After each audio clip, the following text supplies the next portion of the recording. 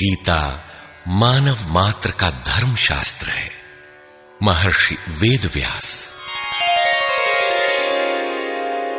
श्री कृष्णकालीन महर्षि वेदव्यास से पूर्व कोई भी शास्त्र पुस्तक के रूप में उपलब्ध नहीं था।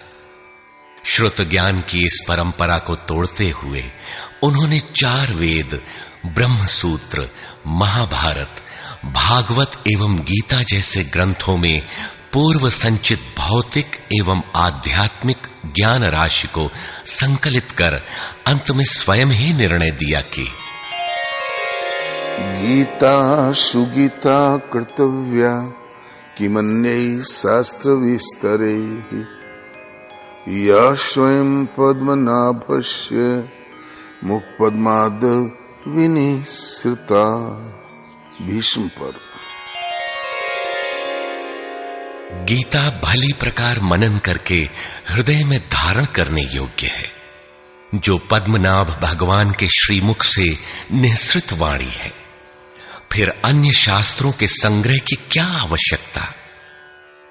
मानव सृष्टि के आदि में भगवान श्री कृष्ण के श्रीमुख से निःसृत अविनाशी योग अर्थात श्रीमद् भगवद गीता, जिसकी विस्तृत व्याख्या वेद और उपनिषद है, विस्मृति आ जाने पर उसी आदि शास्त्र को भगवान श्री कृष्ण ने अर्जुन के प्रति पुनः प्रकाशित किया, जिसकी यथावत व्याख्या यथार्थ गीता है। एकम शास्त्रम देवकी पुत्र गीतम एको देवो देवकी पुत्रेव एको मंत्र तस्य नामानि यानि कर्माप्येकम तस्य देवस्य सेवा। गीता महात्म्य। अर्थात एक ही शास्त्र है जो देवकी पुत्र भगवान ने श्रीमुख से गायन किया। गीता एक ही प्राप्त करने योग्य देव है। उस गायन में जो सत्य बताया, आत्मा सिवाय आत्मा के कुछ भी शाश्वत नहीं है। उस गायन में उन महायोगेश्वर ने क्या जपने के लिए कहा। ओम। अर्जुन, ओम अक्षय परमात्मा का नाम है, उसका जप कर और ध्यान मेरा धर। एक ही कर्म है।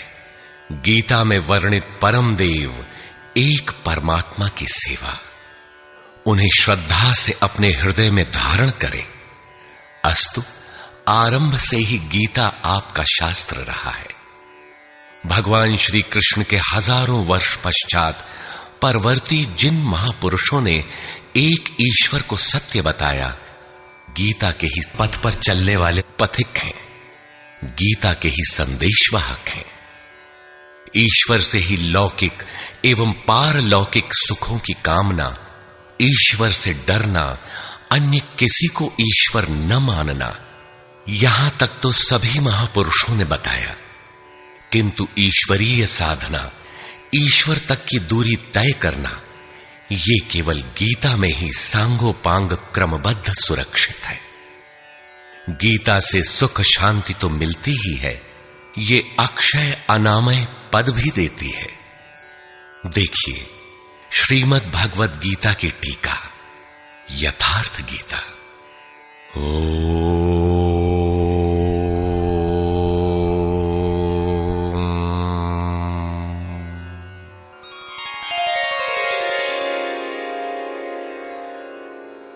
धर्म सिद्धांत 1। सभी प्रभु के पुत्र। ममैवांशो जीवलोके जीवभूतः सनातनः मनः षष्ठानीन्द्रियाणि प्रकृतिस्थानि कर्षति। सभी मानव ईश्वर की संतान है, मेरे विशुद्ध अंश हैं। मानव तन की सार्थकता। किम पुनर्ब्राह्मणा पुण्या भक्ता राजर्षयस्तथा अनित्यमसुखं लोकम् इमं प्राप्य भजस्व माम्। सुख रहित क्षण भंगुर किंतु दुर्लभ मानव तन को पाकर मेरा भजन कर, अर्थात भजन का अधिकार मनुष्य शरीरधारी को है। मनुष्य की केवल दो जाति, द्वौ भूत सर्गौ लोकेऽस्मिन् दैव आसुर एव च। दैवो विस्तरशः प्रोक्त आसुरं पार्थ मे शृणु। मनुष्य केवल दो प्रकार के हैं, देवता और असुर। जिसके हृदय में दैवी संपत्ति कार्य करती है वो देवता है, तथा जिसके हृदय में आसुरी संपत्ति कार्य करती है वो असुर है। तीसरी कोई अन्य जाति सृष्टि में नहीं है। हर कामना ईश्वर से सुलभ। त्रैविद्या मां सोमपाः पूतपापाः यज्ञैरिष्ट्वा स्वर्गतिं प्रार्थयन्ते। ते पुण्यमासाद्य सुरेन्द्रलोकम् अश्नन्ति दिव्यान् दिवि देवभोगान्। मुझे भजकर लोग स्वर्ग तक की कामना करते हैं, मैं उन्हें देता हूं। अर्थात सब कुछ एक परमात्मा से सुलभ है। भगवान की शरण से पापों का नाश। अपि चेदसि पापेभ्यः सर्वेभ्यः पापकृत्तमः सर्वं ज्ञानप्लवेनैव वृजिनं सन्तरिष्यसि। संपूर्ण पापियों से अधिक पाप करने वाला भी ज्ञान रूपी नौका द्वारा निस्संदेह पार हो जाएगा। ज्ञान अध्यात्मज्ञान नित्यत्वं तत्त्वज्ञानार्थदर्शनम् एतज्ज्ञानमिति प्रोक्तम् अज्ञानं यदतोऽन्यथा। आत्मा के आधिपत्य में आचरण, तत्व के अर्थ रूप मुझ परमात्मा का प्रत्यक्ष दर्शन ज्ञान है, और इसके अतिरिक्त जो कुछ भी है अज्ञान है। अतः ईश्वर की प्रत्यक्ष जानकारी ही ज्ञान है। भजन का अधिकार सबको। अपि चेत् सुदुराचारो भजते मामनन्यभाक् साधुरेव समन्तव्यः सम्यग्व्यवसितो हि सः। क्षिप्रं भवति धर्मात्मा शश्वच्छान्तिं निगच्छति कौन्तेय प्रतिजानीहि न मे भक्तः प्रणश्यति। अत्यंत दुराचारी भी मेरा भजन करके शीघ्र ही धर्मात्मा हो जाता है एवं सदा रहने वाली शाश्वत शांति को प्राप्त कर लेता है।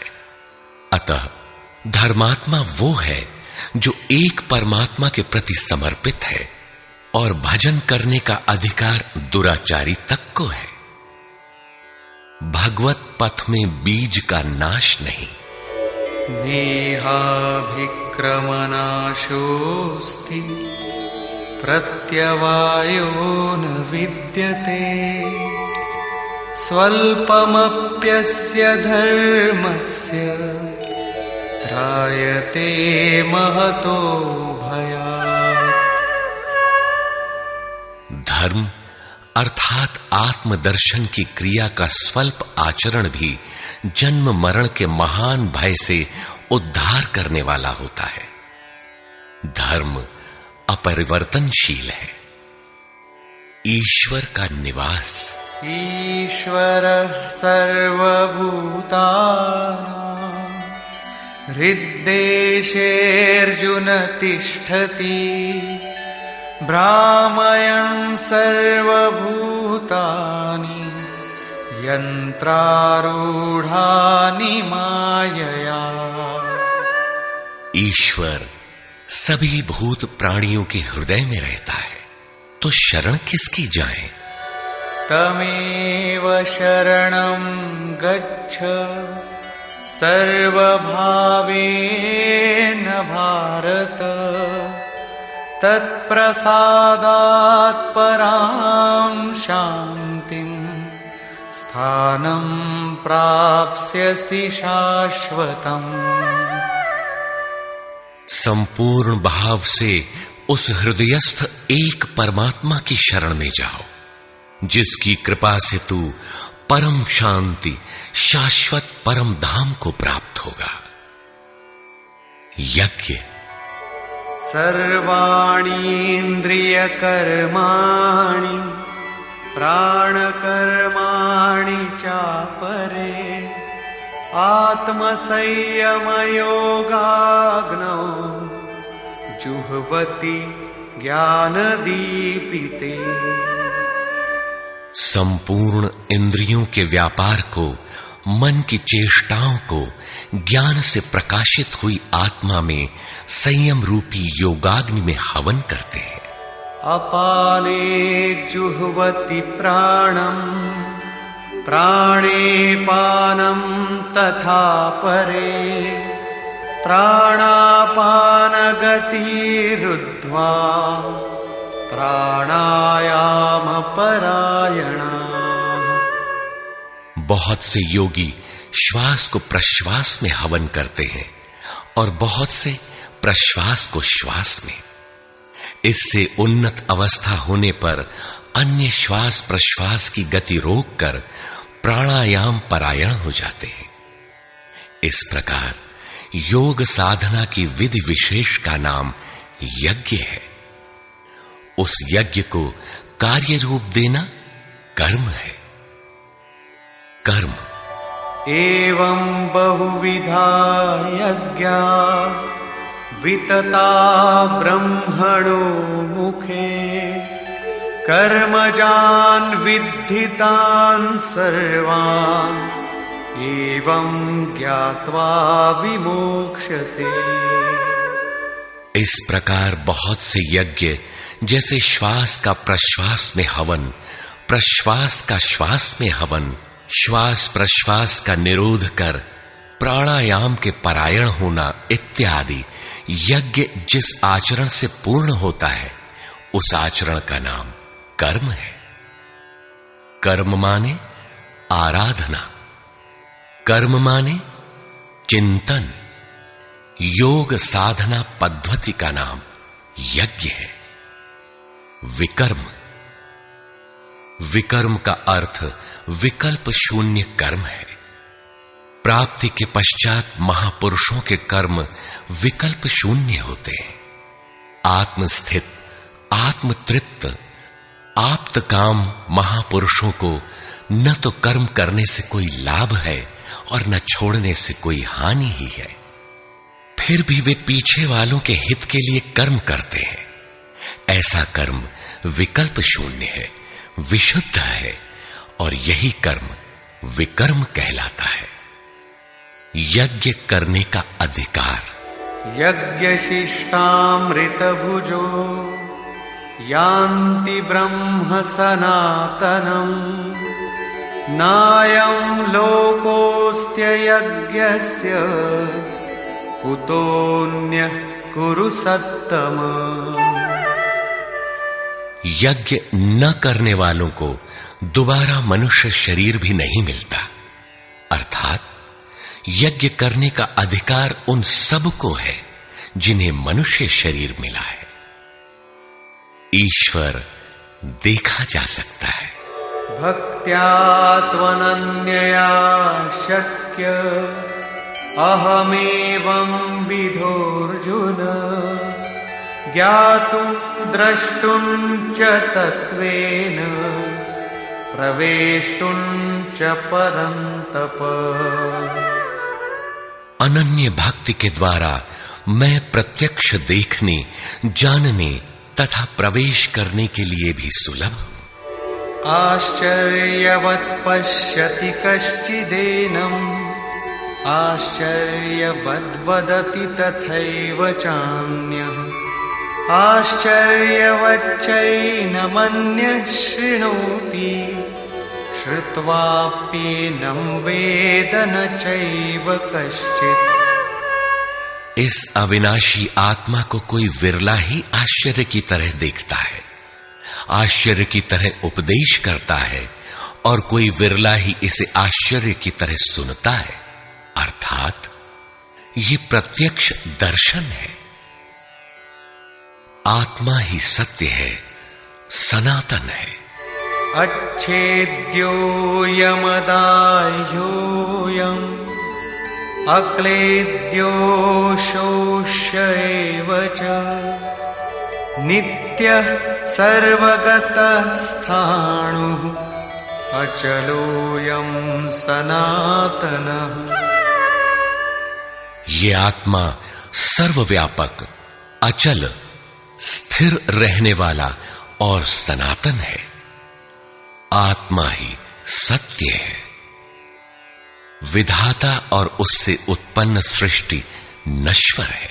आब्रह्म भुवनाल्लोकाः पुनरावर्तिनोऽर्जुन मामुपेत्य तु कौन्तेय पुनर्जन्म न विद्यते। ब्रह्मा और उससे निर्मित सृष्टि, देवता और दानव दुखों की खानी, क्षणभंगुर और नश्वर है, किंतु मेरा भक्त कभी नष्ट नहीं होता। भजन एक परमात्मा का करना चाहिए। देव पूजा। कामैस्तैस्तैर्हृतज्ञानाः प्रपद्यन्तेऽन्यदेवताः तन्तन्नियममास्थाय प्रकृत्या नियताः स्वया।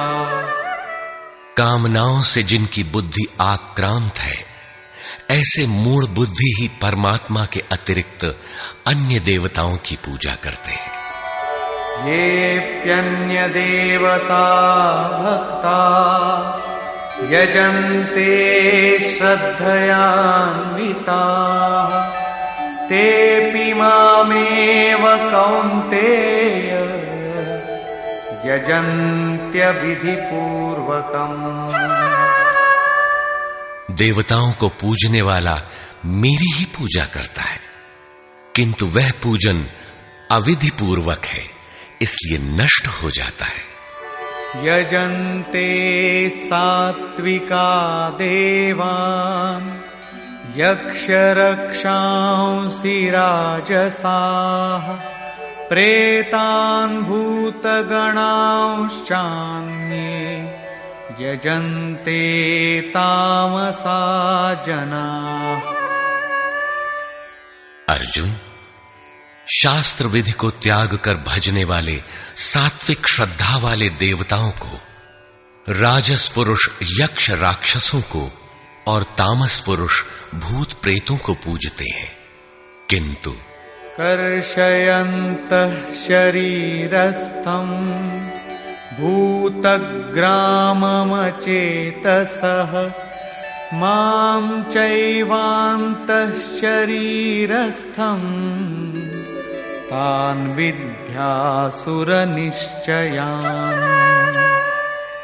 वे शरीर रूप से स्थित भूत समुदाय और अंतर्यामी रूप में स्थित मुझ परमात्मा को कृश करने वाले हैं। उनको तू असुर जान। अर्थात देवताओं को पूजने वाले भी आसुरी वृत्ति के अंतर्गत हैं। अधम। तानहं द्विषतः क्रूरान् संसारेषु नराधमान् क्षिपाम्यजस्रमशुभान् आसुरीष्वेव योनिषु। जो यज्ञ की नियत विधि छोड़ कल्पित विधियों से यजन करते हैं, वे ही क्रूर कर्मी, पापाचारी तथा मनुष्यों में अधम है, अन्य कोई अधम नहीं है। नियत विधि क्या है? ओमित्येकाक्षरं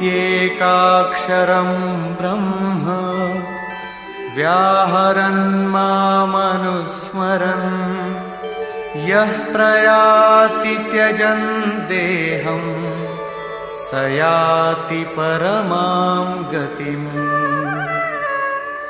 ओम जो अक्षय ब्रह्म का परिचायक है, उसका जप तथा मुझ एक परमात्मा का स्मरण, तत्वदर्शी महापुरुष के संरक्षण में ध्यान।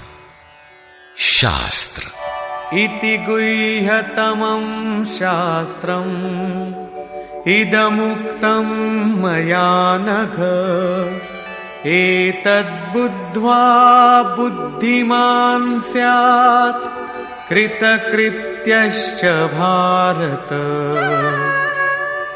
इस प्रकार यह अति गोपनीय शास्त्र मेरे द्वारा कहा गया।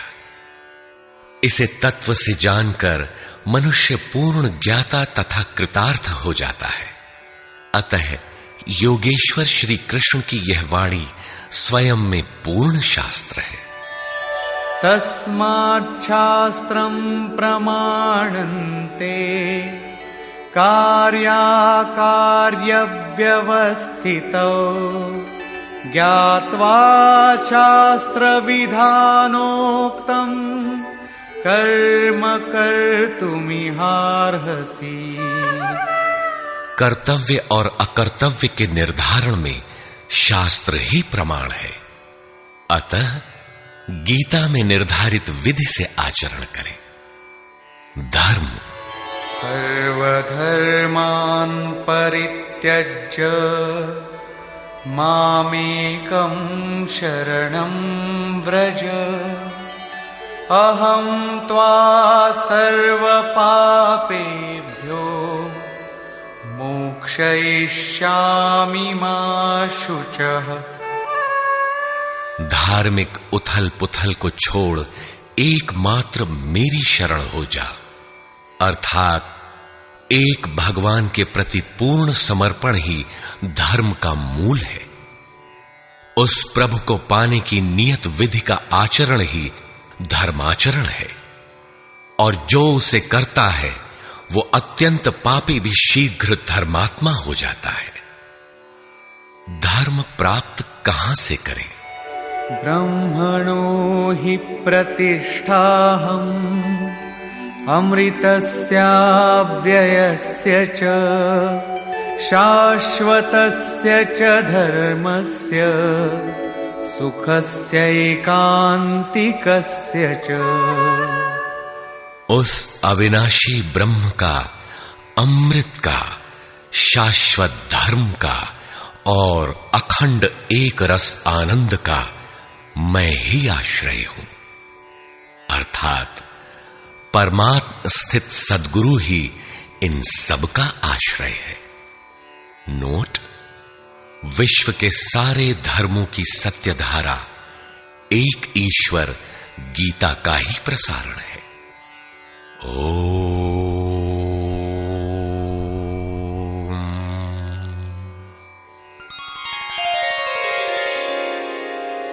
प्राक कथन।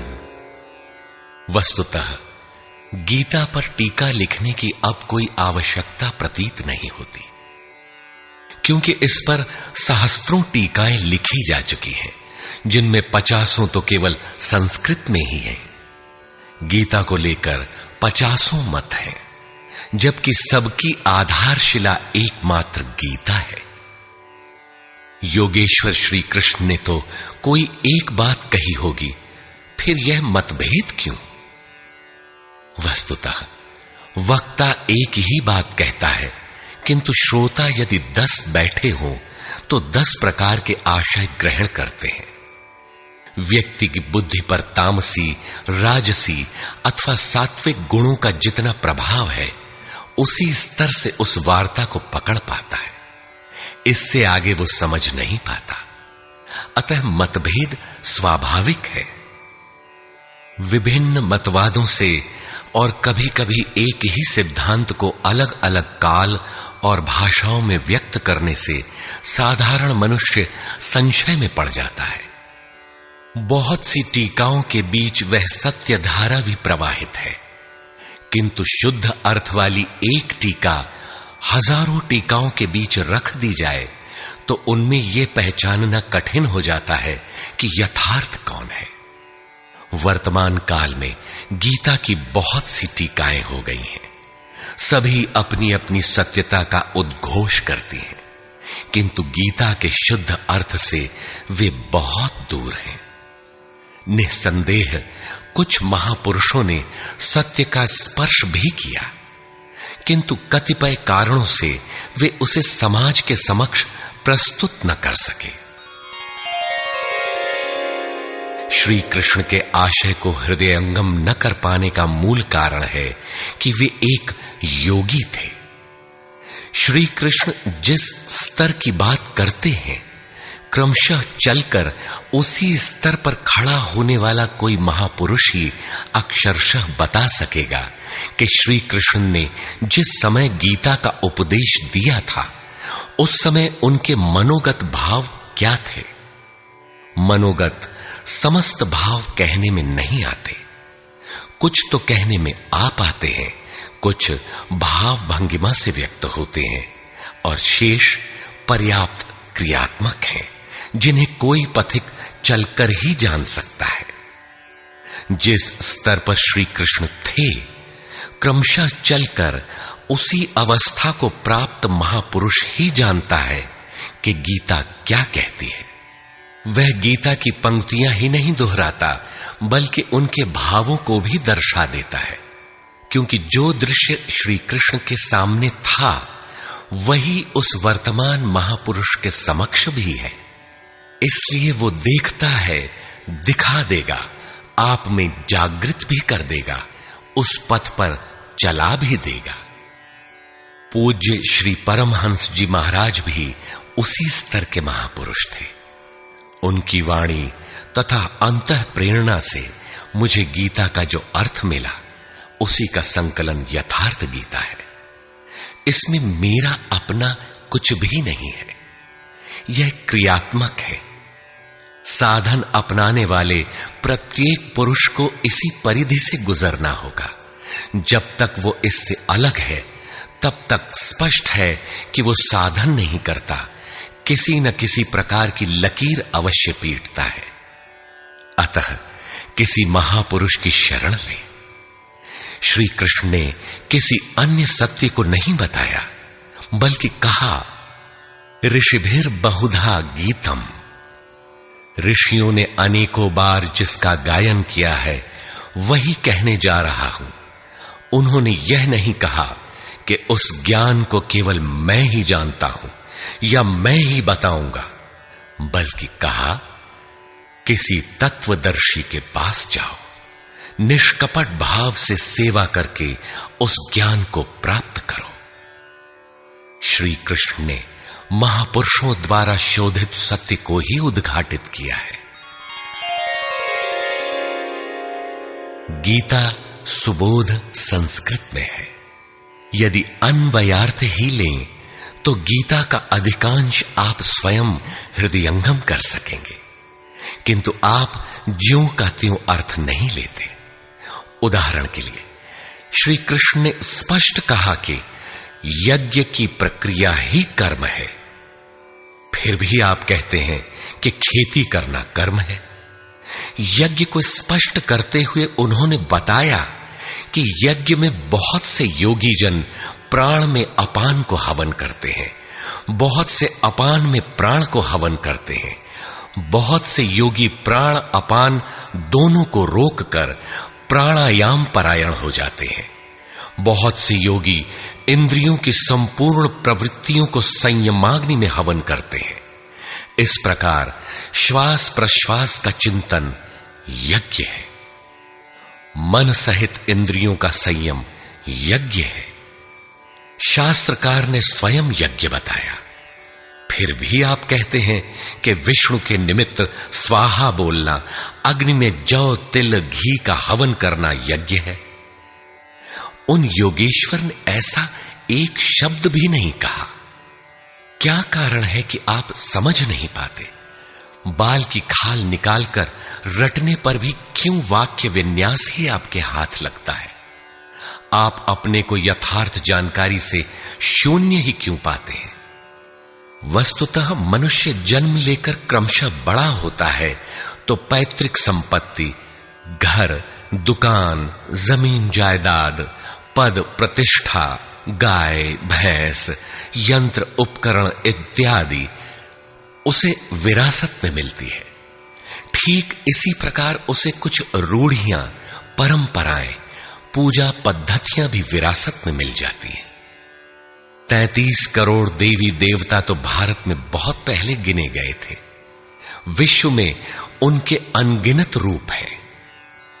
शिशु ज्यों-ज्यों बड़ा होता है, अपने माता पिता, भाई बहन, पास पड़ोस में इनकी पूजा देखता है।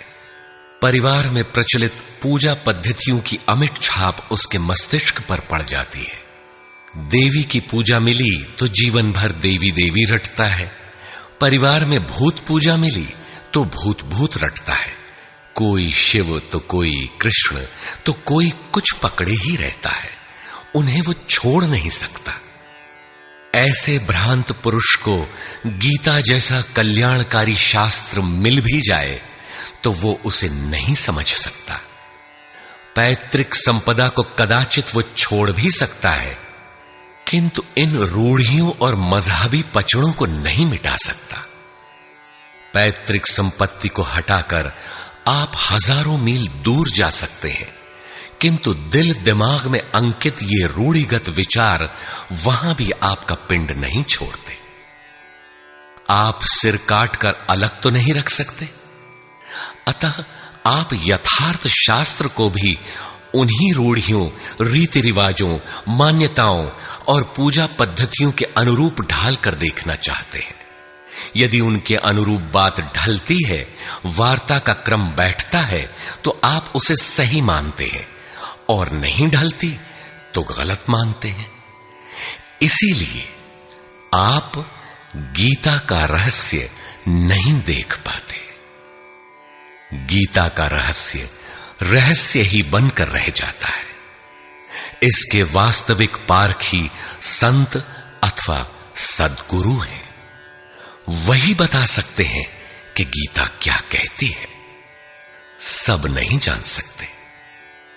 सबके लिए सुलभ उपाय यही है कि इसे किसी महापुरुष के सानिध्य में समझें, जिसके लिए श्री कृष्ण ने बल दिया है। गीता किसी विशिष्ट व्यक्ति, जाति, वर्ग, पंथ, देश काल या किसी रूढ़िग्रस्त संप्रदाय का ग्रंथ नहीं है, बल्कि यह सार्वलौकिक, सार्वकालिक धर्म ग्रंथ है। यह प्रत्येक देश, प्रत्येक जाति तथा प्रत्येक स्तर के प्रत्येक स्त्री पुरुष के लिए, सबके लिए है। केवल दूसरों से सुनकर या किसी से प्रभावित होकर मनुष्य को ऐसा निर्णय नहीं लेना चाहिए जिसका प्रभाव सीधे उसके अपने अस्तित्व पर पड़ता हो। पूर्वाग्रह की भावना से मुक्त होकर सत्यान्वेषियों के लिए यह आर्ष ग्रंथ आलोक स्तंभ है। हिंदुओं का आग्रह है कि वेद ही प्रमाण है। वेद का अर्थ है ज्ञान, परमात्मा की जानकारी। परमात्मा न संस्कृत में है न संहिताओं में। पुस्तक तो उसका संकेत मात्र है। वह वस्तुतः हृदय में जागृत होता है। विश्वामित्र चिंतन कर रहे थे। उनकी भक्ति देखकर ब्रह्मा आए। बोले, आज से तुम ऋषि हो। विश्वामित्र को संतोष नहीं हुआ। चिंतन में लगे रहे। कुछ काल पश्चात देवताओं सहित ब्रह्मा पुनः आए और बोले, आज से तुम राजर्षि हो। किंतु विश्वामित्र का समाधान न हुआ। वे अनवरत चिंतन में लगे रहे। ब्रह्मा दैवी संपदाओं के साथ पुनः आए और बताया कि आज से तुम महर्षि हुए। विश्वामित्र ने कहा, नहीं, मुझे जितेंद्रिय ब्रह्मर्षि कहें। ब्रह्मा ने कहा, अभी तुम जितेंद्रिय नहीं हो। विश्वामित्र पुनः तपस्या में लग गए। उनके मस्तिष्क से तपस्या की आभा निकलने लगी। तब देवताओं ने ब्रह्मा से निवेदन किया।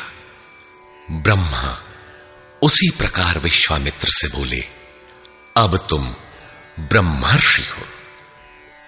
विश्वामित्र ने कहा, यदि मैं ब्रह्मर्षि हूं तो वेद हमारा वरण करे। वेद विश्वामित्र के हृदय में उतर आया। जो तत्व विदित नहीं था, विदित हो गया। यही वेद है, न कि पोथी। जहां विश्वामित्र रहते थे, वहां वेद रहता था। यही श्री कृष्ण भी कहते हैं कि संसार अविनाशी पीपल का वृक्ष है।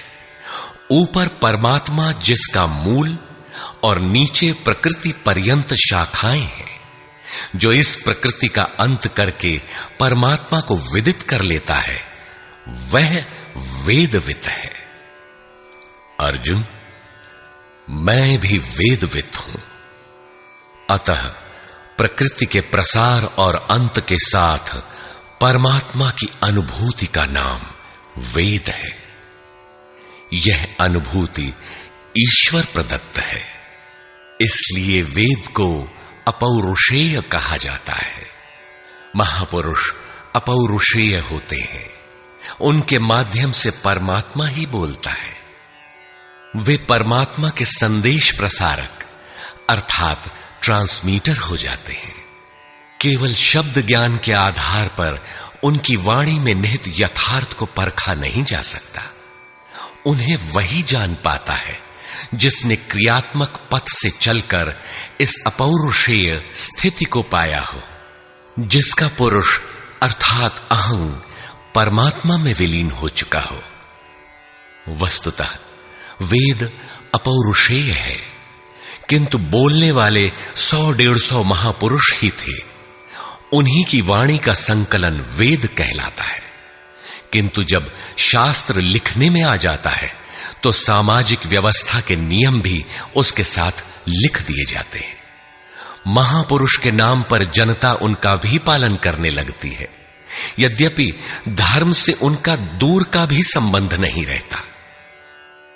आधुनिक युग में मंत्रियों के आगे पीछे घूमकर साधारण नेता भी अधिकारियों से अपना काम करा लेते हैं, जबकि मंत्री ऐसे नेताओं को जानते भी नहीं। इसी प्रकार सामाजिक व्यवस्थाकार महापुरुष की ओट में जीने खाने की व्यवस्था भी ग्रंथों में लिपिबद्ध कर देते हैं। उनका सामाजिक उपयोग तत्सामयिक ही होता है। वेदों के संबंध में भी यही है। वेद के 2 भाग हैं, कर्मकांड और ज्ञान कांड। कर्मकांड समाज शास्त्र है, जैसे वास्तुशास्त्र, आयुर्वेद, धनुर्वेद, गंधर्व वेद इत्यादि। ज्ञान कांड उपनिषद है। उनका भी मूल योगेश्वर श्री कृष्ण की प्रथम वाणी गीता है। सारांशत गीता अपौरुषेय परमात्मा से समुद्भूत उपनिषद सुधा का सार सर्वस्व है। इसी प्रकार प्रत्येक महापुरुष जो परम तत्व को प्राप्त कर लेता है, स्वयं में धर्म ग्रंथ है। उसकी वाणी का संकलन विश्व में कहीं भी हो, शास्त्र कहलाता है। किंतु कतिपय धर्मावलंबियों का यह कथन है कि जितना कुरान में लिखा है उतना ही सच है। अब कुरान नहीं उतरेगा। ईसा मसीह पर विश्वास किए बिना स्वर्ग नहीं मिल सकता। वह ईश्वर का इकलौता बेटा था। अब ऐसा महापुरुष नहीं हो सकता। उनकी रूढ़िवादिता है। यदि उसी तत्व को साक्षात कर लिया जाए तो वही बात फिर होगी। गीता सार्वभौम है। धर्म के नाम पर प्रचलित विश्व के समस्त धर्म ग्रंथों में गीता का स्थान अद्वितीय है। यह स्वयं में धर्मशास्त्र ही नहीं बल्कि अन्य धर्म ग्रंथों में निहित सत्य का मानदंड भी है। गीता वह कसौटी है जिस पर प्रत्येक धर्म ग्रंथ में अनुस्यूत सत्य अनावृत हो उठता है। परस्पर विरोधी कथनों का समाधान निकल आता है। प्रत्येक धर्म ग्रंथ में संसार में जीने खाने की कला और कर्म कांडों का बाहुल्य है। जीवन को आकर्षक बनाने के लिए उन्हें करने तथा न करने के रोचक भयानक वर्णनों से धर्म ग्रंथ भरे पड़े हैं। कर्म कांडों की इसी परंपरा को जनता धर्म समझने लगती है। जीवन निर्वाह की कला के लिए निर्मित पूजा पद्धतियों में देश काल और परिस्थितियों के अनुसार परिवर्तन स्वाभाविक है। धर्म के नाम पर समाज में कलह का यही एकमात्र कारण है। गीता इन क्षणिक व्यवस्थाओं से ऊपर उठकर आत्मिक पूर्णता में प्रतिष्ठित करने का क्रियात्मक अनुशीलन है, जिसका एक भी श्लोक भौतिक जीवन यापन के लिए नहीं है। इसका प्रत्येक श्लोक आपसे आंतरिक युद्ध आराधना की मांग करता है। तथाकथित धर्म ग्रंथों की भांति यह आपको स्वर्ग या नर्क के द्वंद्व में फंसाकर नहीं छोड़ता, बल्कि उस अमरत्व की उपलब्धि कराता है जिसके पीछे जन्म मृत्यु का बंधन नहीं रह जाता। प्रत्येक महापुरुष की अपनी शैली और कुछ अपने विशिष्ट शब्द होते हैं। योगेश्वर श्री कृष्ण ने भी गीता में कर्म, यज्ञ, वर्ण, वर्ण संकर, युद्ध, क्षेत्र, ज्ञान इत्यादि शब्दों पर बार बार बल दिया है। इन शब्दों का अपना आशय है और पुनरावृत्ति में भी इनका अपना सौंदर्य है। हिंदी रूपांतरण में इन शब्दों को उसी आशय में लिया गया है तथा आवश्यक स्थलों की व्याख्या भी की गई है। गीता के आकर्षण निम्नलिखित प्रश्न हैं, जिनका आशय आधुनिक समाज खो चुका है। वे इस प्रकार हैं जिन्हें यथार्थ गीता में आप पाएंगे। श्री कृष्ण एक योगेश्वर थे। सत्य, आत्मा ही सत्य है। सनातन, आत्मा सनातन है, परमात्मा सनातन है। सनातन धर्म परमात्मा से मिलाने वाली क्रिया है। युद्ध दैवी एवं आसुरी संपदाओं का संघर्ष युद्ध है। ये अंतःकरण की दो प्रवृत्तियां हैं। इन दोनों का मिटना परिणाम है। युद्ध स्थान, यह मानव शरीर और मन सहित इंद्रियों का समूह युद्ध स्थल है। ज्ञान, परमात्मा की प्रत्यक्ष जानकारी ज्ञान है। योग, संसार के संयोग वियोग से रहित अव्यक्त ब्रह्म के मिलन का नाम योग है। ज्ञान योग, आराधना ही कर्म है। अपने पर निर्भर होकर कर्म में प्रवृत्त होना ज्ञान योग है। निष्काम कर्म योग, इष्ट पर निर्भर होकर समर्पण के साथ कर्म में प्रवृत्त होना निष्काम कर्म योग है। श्री कृष्ण ने किस सत्य को बताया? श्री कृष्ण ने उसी सत्य को बताया जिसको तत्वदर्शियों ने पहले देख लिया था और आगे भी देखेंगे। यज्ञ साधना की विधि विशेष का नाम यज्ञ है। कर्म, यज्ञ को कार्य रूप देना ही कर्म है।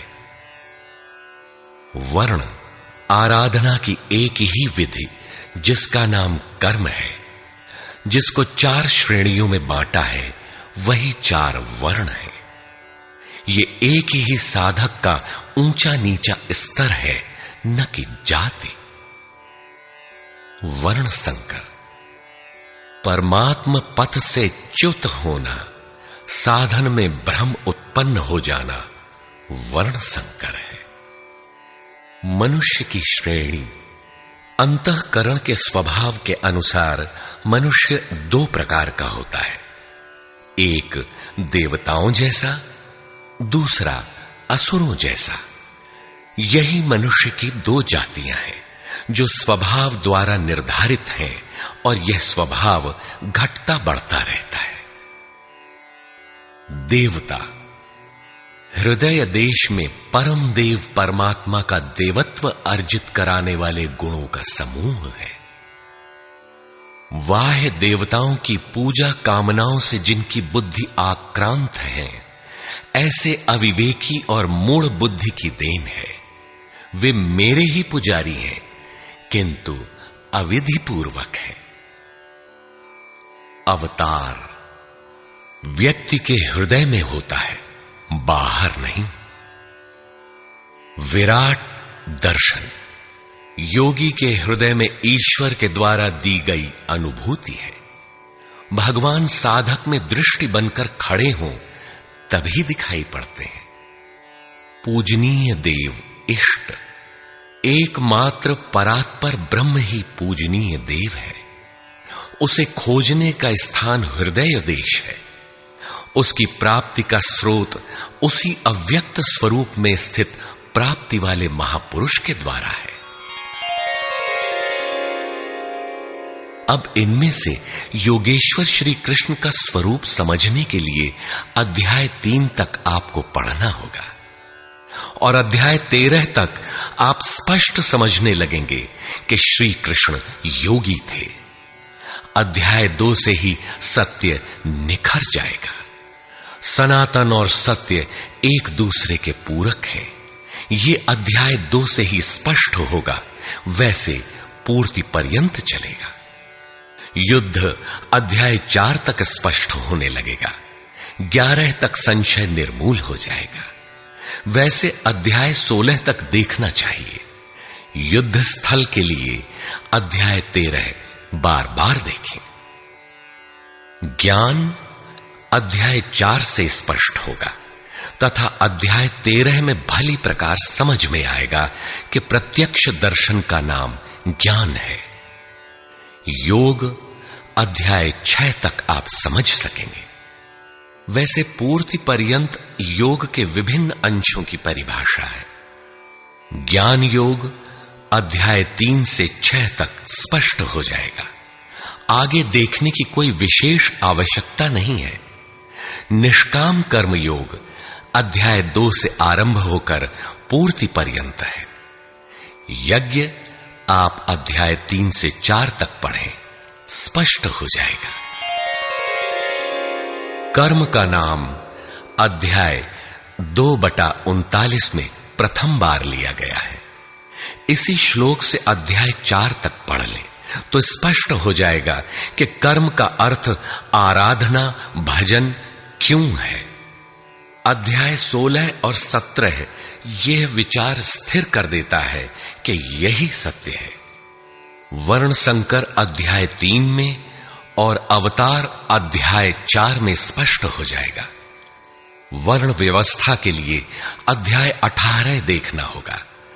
वैसे संकेत अध्याय 3 और 4 में भी है। मनुष्य की देवासुर जातियों के लिए अध्याय 16 द्रष्टव्य है। विराट दर्शन अध्याय 10 से 11 तक स्पष्ट हो गया है।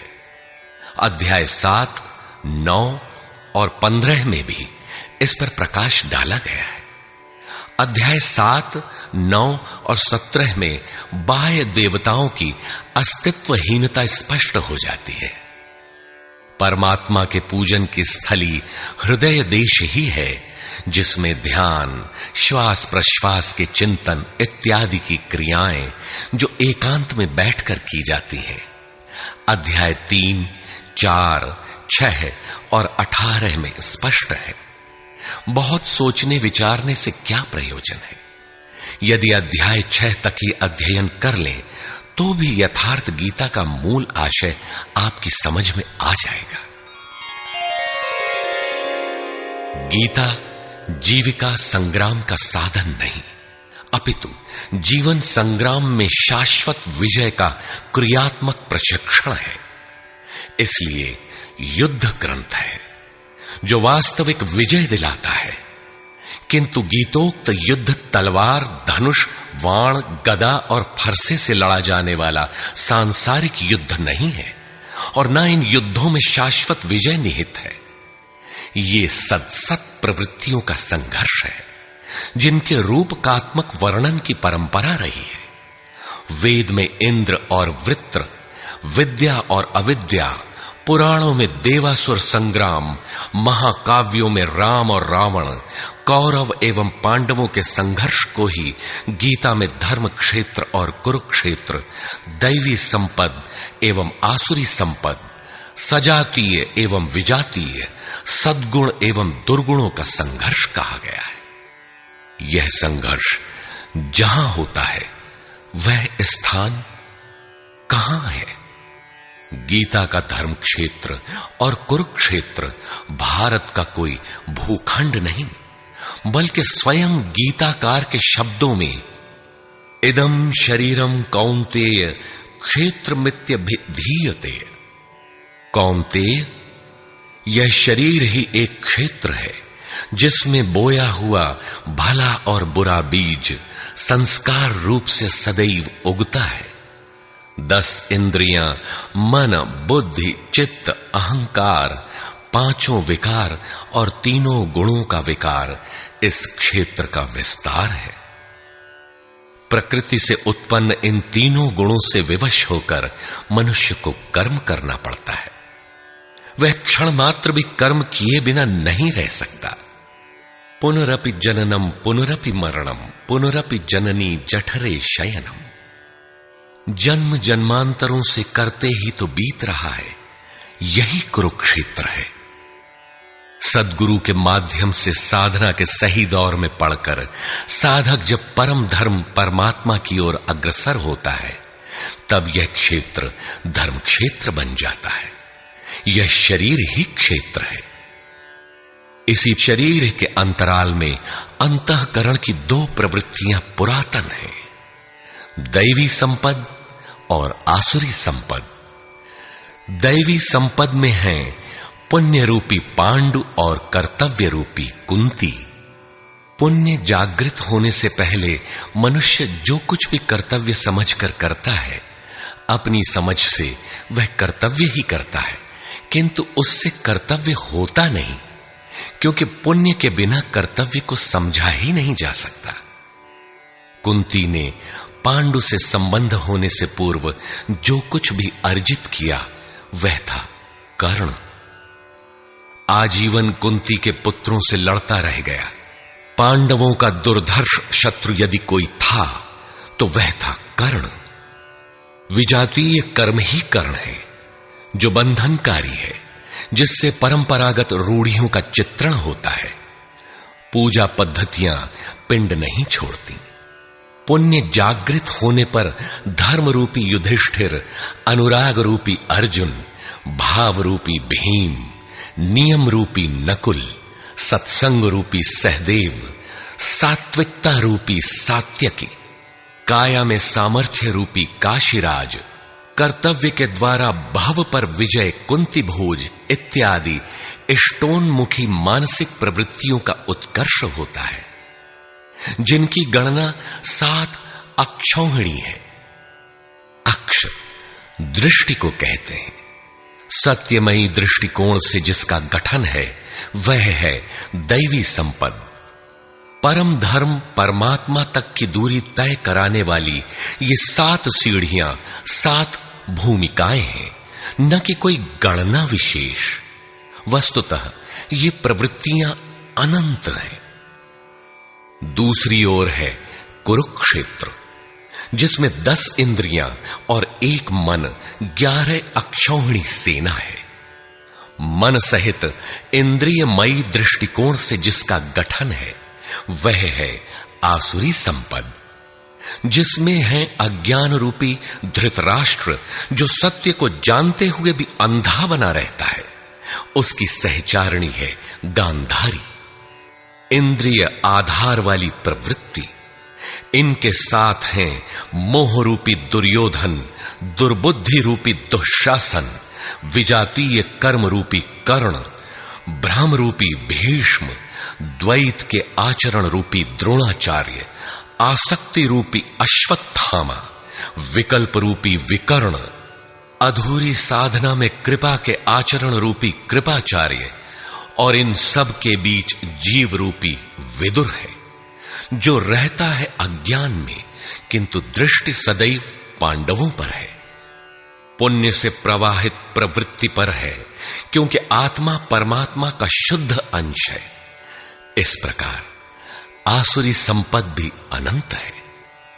क्षेत्र एक ही है, यह शरीर, इसमें लड़ने वाली प्रवृत्तियां 2 हैं। एक प्रकृति में विश्वास दिलाती है, नीच अधम योनियों का कारण बनती है, तो दूसरी परम पुरुष परमात्मा में विश्वास और प्रवेश दिलाती है। तत्वदर्शी महापुरुष के संरक्षण में क्रमशः साधन करने पर दैवी संपत्ति का उत्कर्ष और आसुरी संपत्ति का सर्वथा शमन हो जाता है। जब कोई विकार ही नहीं रहा, मन का सर्वथा निरोध और निरुद्ध मन का भी विलय हो जाता है, तो दैवी संपत्ति की आवश्यकता समाप्त हो जाती है। अर्जुन ने देखा कि कौरव पक्ष के अनंतर पांडव पक्ष के योद्धा भी योगेश्वर में समाहित हो रहे हैं। पूर्ति के साथ दैवी संपत्ति भी विलीन हो जाती है। अंतिम शाश्वत परिणाम निकल आता है। इसके पश्चात महापुरुष यदि कुछ करता है तो केवल अनुयायियों के मार्गदर्शन के लिए ही करता है। लोक संग्रह की इसी भावना से महापुरुषों ने सूक्ष्म मनोभावों का वर्णन उन्हें ठोस स्थूल रूप देकर किया है। गीता छंदोबद्ध है, व्याकरण सम्मत है, किंतु इसके पात्र प्रतीकात्मक हैं। अमूर्त योग्यताओं के मूर्त रूप मात्र है। गीता के आरंभ में 30-40 पात्रों का नाम लिया गया है, जिनमें आधे सजातीय हैं, आधे विजातीय। कुछ पांडव पक्ष के हैं, कुछ कौरव पक्ष के। विश्व रूप दर्शन के समय इनमें से 4-6 नाम पुनः आए हैं, अन्यथा संपूर्ण गीता में इन नामों की चर्चा तक नहीं है। एकमात्र अर्जुन ही ऐसा पात्र है जो आरंभ से अंत तक योगेश्वर के समक्ष है। वह अर्जुन भी केवल योग्यता का प्रतीक है, न कि व्यक्ति विशेष। गीता के आरंभ में अर्जुन सनातन कुल धर्म के लिए विकल है, किंतु योगेश्वर श्री कृष्ण ने इसे अज्ञान बताया और निर्देश दिया कि आत्मा ही सनातन है, शरीर नाशवान है, इसलिए युद्ध कर।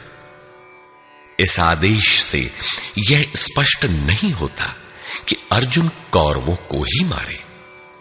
पांडव पक्ष के भी शरीरधारी ही तो थे, दोनों ओर संबंधी ही तो थे। संस्कारों पर आधारित शरीर क्या तलवार से काटने पर समाप्त हो सकेगा? जब शरीर नाशवान है, जिसका अस्तित्व है ही नहीं, तो अर्जुन कौन था? श्री कृष्ण किसकी रक्षा में खड़े थे? क्या किसी शरीरधारी की रक्षा में खड़े थे? श्री कृष्ण ने कहा, जो शरीर के लिए परिश्रम करता है वह पापायु मूढ़ बुद्धि पुरुष व्यर्थ ही जीता है। यदि श्री कृष्ण किसी शरीरधारी की रक्षा में खड़े हैं, तब तो वे भी मूढ़ बुद्धि हैं, व्यर्थ ही जीने वाले हैं। वस्तुतः अनुराग ही अर्जुन है, अनुरागी के लिए महापुरुष सदैव खड़े हैं। अर्जुन शिष्य था और श्री कृष्ण एक सद्गुरु थे। विनयावनत होकर उसने कहा, धर्म के मार्ग में मोहित चित्त मैं आपसे पूछता हूं, जो श्रेय अर्थात परम कल्याणकारी हो वह उपदेश मेरे प्रति कहिए। अर्जुन श्रेय चाहता था, प्रेय अर्थात भौतिक पदार्थ नहीं। केवल कहिए ही नहीं, साधिए, संभालिए। मैं आपका शिष्य हूं, आपकी शरण में हूं। इसी प्रकार गीता में स्थान स्थान पर स्पष्ट है कि अर्जुन आर्त अधिकारी है और योगेश्वर श्री कृष्ण एक सद्गुरु हैं। वे सद्गुरु अनुरागी के साथ सदैव रहते हैं, उनका मार्गदर्शन करते हैं। जब भावुकतावश कोई व्यक्ति पूज्य महाराज जी के पास रहने का आग्रह करने लगता है, तब वे कहा करते थे, जाओ, शरीर से कहीं रहो, मन से मेरे पास आते रहो।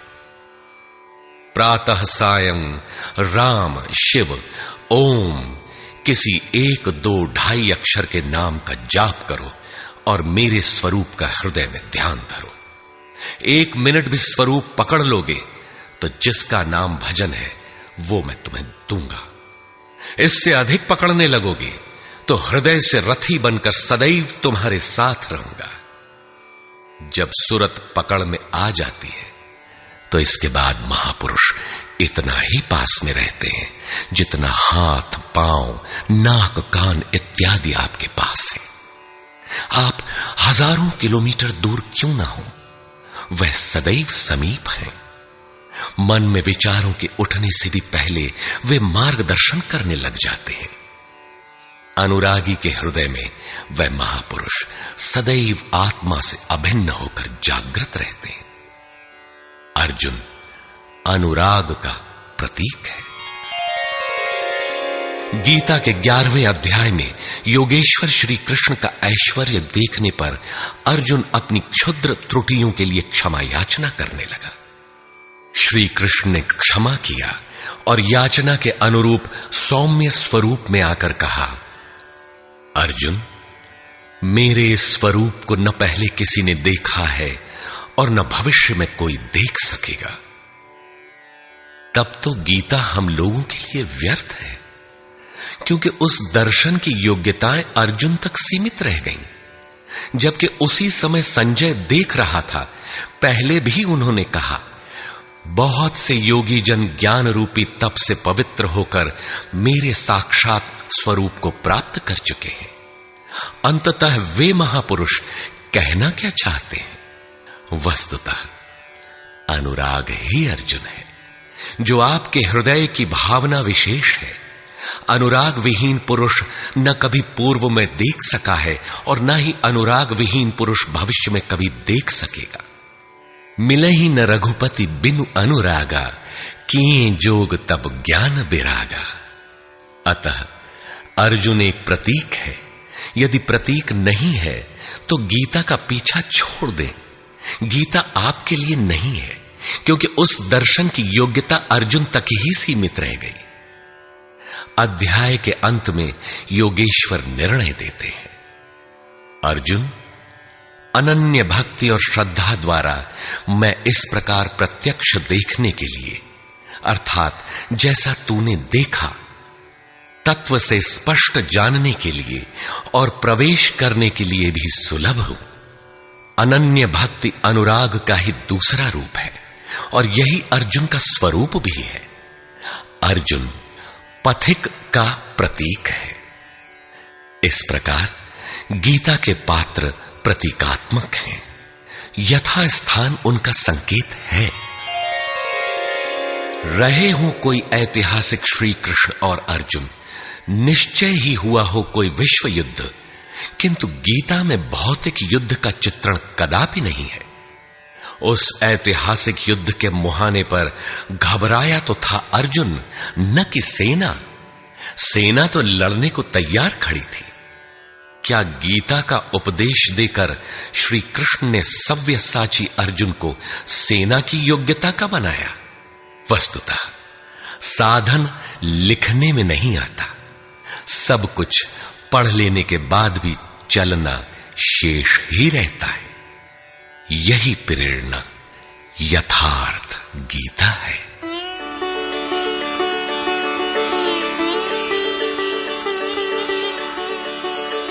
सद्गुरु कृपाश्रयी जगत बंधु स्वामी अड़गड़ानंद जी। श्री गुरु पूर्णिमा 24 जुलाई 1983 ईस्वी।